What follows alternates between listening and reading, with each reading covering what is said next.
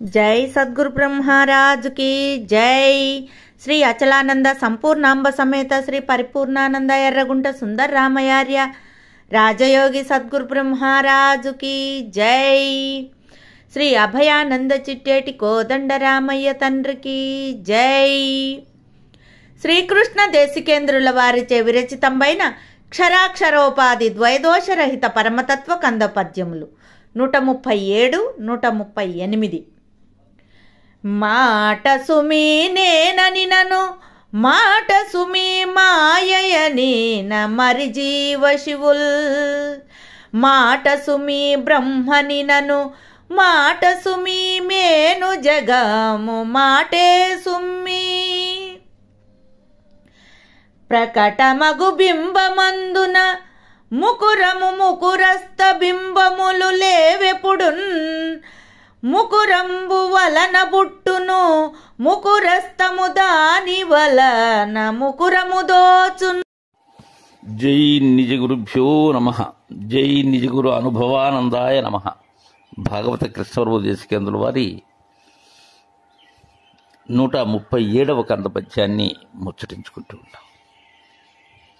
ఈ కందపద్యంలో కందపద్యంలో ఎరుకని నిర్ణయం చేసి దీనిలో మాట నిర్ణయాన్ని చేస్తున్నారు. పలుకు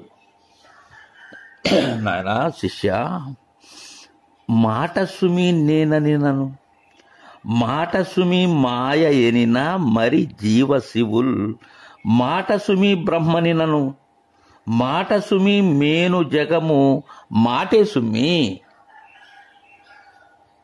ఈ మాట అనబడేటువంటిది లేనిది పరిపూర్ణం. ఈ మాట ఎలా వచ్చినది? ఇది లేకనే కలిగినది. ఈ మాట అంటే ఏంటి అసలు? ఎరుకే మాట. మాట అంటే శబ్దమే కదా, ఆకాశ గుణము కదా అది. ఈ ఆకాశము అనబడేటువంటిదే కదా సమస్తానికి అవకాశం. ఆ ఎరుకే కదా. అది ఏమై ఉన్నది? నేను అయి ఉన్నది మాట. దీనిని విడనాడి అది లేదు, దానిని విడనాడి ఈ నేను లేదు. ఇవి రెండూ ఒక్కటే. నేనంటే ఏమిటి? మాటే. మాటే సర్వం, మాటే వేదం, మాటే నేను, మాటే తెలివి. ఇంకా మాట సుమి మాయయనిన మాయన్నా కానీ ఏంటి? మాటే. మాట అంటే బయట వెలువడేటువంటి శబ్దము మాత్రమే కాదు, అంతరంగా భావన చేసేటువంటిది అంతా కూడా. భావన చేసేటువంటిది ఏది? భావించేది ఏది? ఎరుక. శిష్య, ఏదైతే అంతరంగంగా ఉన్నదో అది కూడా మాటే నాయన. వచించేదే కాదు శిష్య. ఇక్కడ ఏదైతే గుర్తిరుగుతూ ఉన్నదో, గమనిస్తూ ఉన్నదో అదంతా ఎరుకే శిష్య. అదంతా మాటే నాయన. అది మాయ నాయన, మాయ ఎనిన మరి జీవశివులు మాట సుమి. ఇక జీవశివులు అనబడేటువంటి ఉన్నవి కదా, గత కందపద్యంలో కూడా మనం చర్చించుకున్నాం నాయన.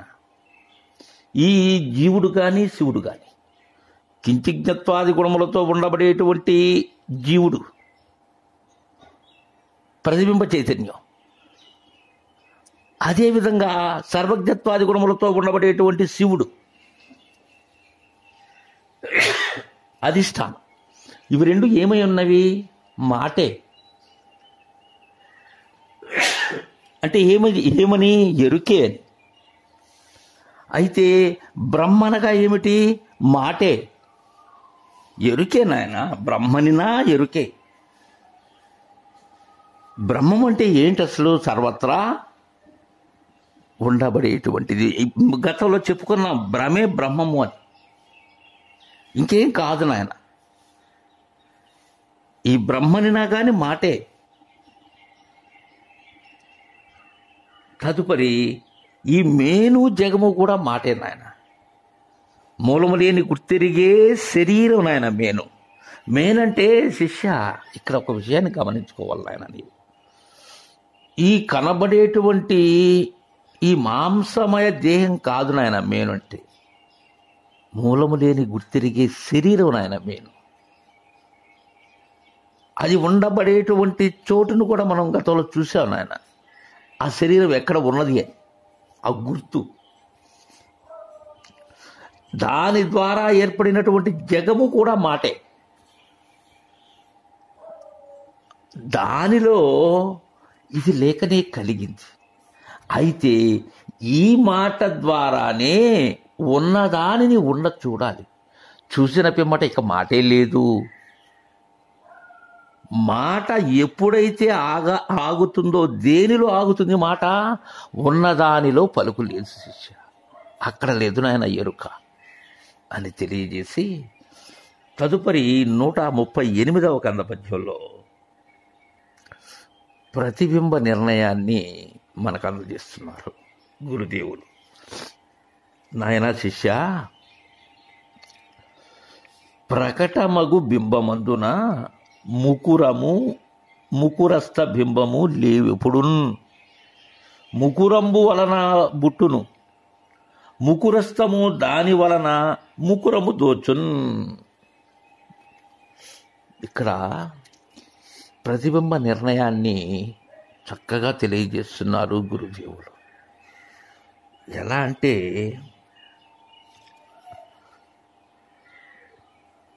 ప్రకటమైనటువంటి బింబంలో ముకురం, ముకురస్థ బింబమందు ఎప్పుడూ లేవు.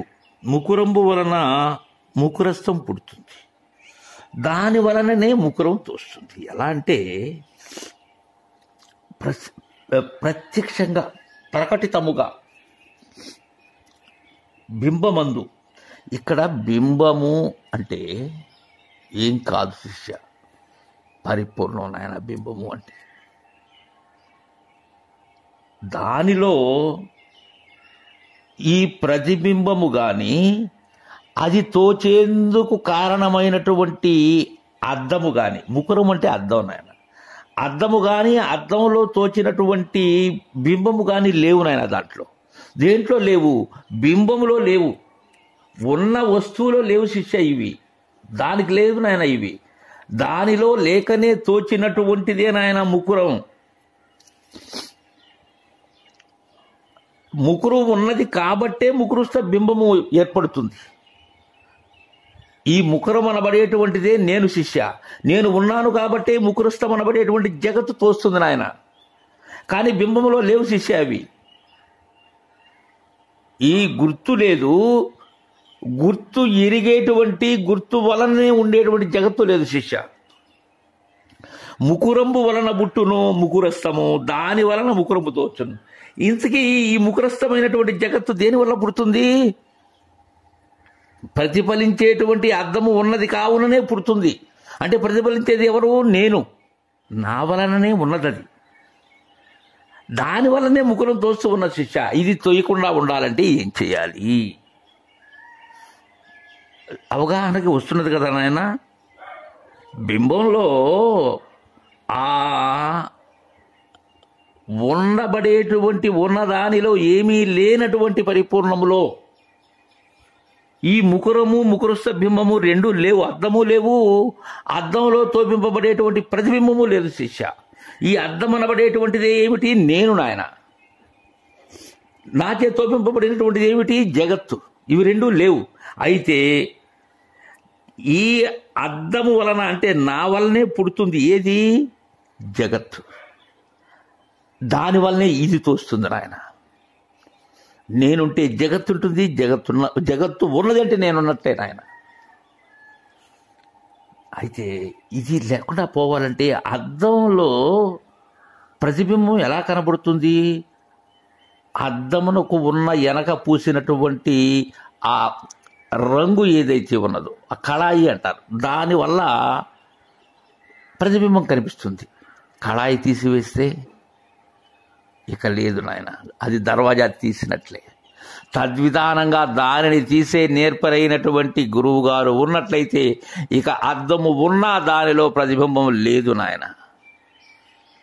ప్రతిబింబానికి కారణమైనటువంటిది ఏది?